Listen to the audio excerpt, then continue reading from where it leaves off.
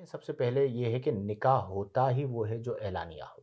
ٹھیک ہے. سب سے پہلے اس بات کو ذہن میں رکھیں، اور خاص طور پر ہماری بہنیں بیٹیاں جو لڑکوں کی باتوں میں آ جاتی ہیں اور اپنے ماں باپ کو پسے پشت ڈالتے ہوئے چھپ کر نکاح کر لیتی ہیں، وہ اپنی عزتوں کو بچائیں. اللہ. اور اس سے بڑے نقصانات ہم نے اپنے معاشرے میں دیکھے ہیں. تو اصل تو یہ ہے کہ نکاح اعلانیہ ہو.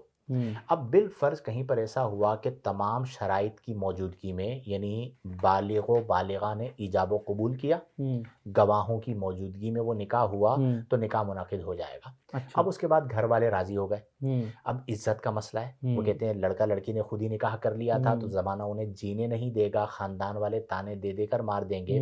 تو اس صورت کے اندر تجدید نکاح ہو سکتا ہے. ٹھیک ہے. تجدید نکاح سے مراد یہ کہ اصل نکاح تو پہلے منعقد ہو چکا تھا، لیکن اب آپ اس کی تجدید کر رہے ہیں، تو وہ صرف آپ کو پتا ہے. قاضی اسی طرح نکاح پڑھائے گا اور سب رشتہ دار دیکھیں گے کہ باقاعدہ نکاح ہو رہا ہے تو یہ نکاح ہو جائے گا. اچھا. لیکن اس کے مفاسد، یعنی جو چھپ کر نکاح کرنا ہے، اس کے مفاسد بہت زیادہ ہیں، نقصانات بہت زیادہ ہیں.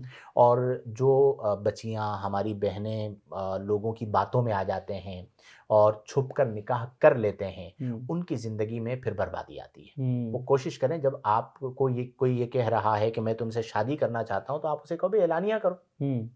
آپ مرد بنے نا، اعلانیہ کریں اور لوگوں کے سامنے اسے شو کریں. اور یہی فرق ہے نکاح اور بدکاری میں، کہ نکاح ہوتا ہی اعلانیہ طور پر ہے، چھپ کر نہیں ہوتا.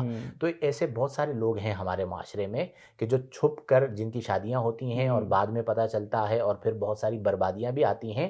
جب آپ نکاح کر رہے ہیں، جائز کام کر رہے ہیں، تو اب اعلانیہ طور پر کریں. اس صورت کے اندر بعد میں تجدید نکاح ہو سکتا ہے اگر درست طریقہ کار سے پہلے نکاح ہوا تھا تو.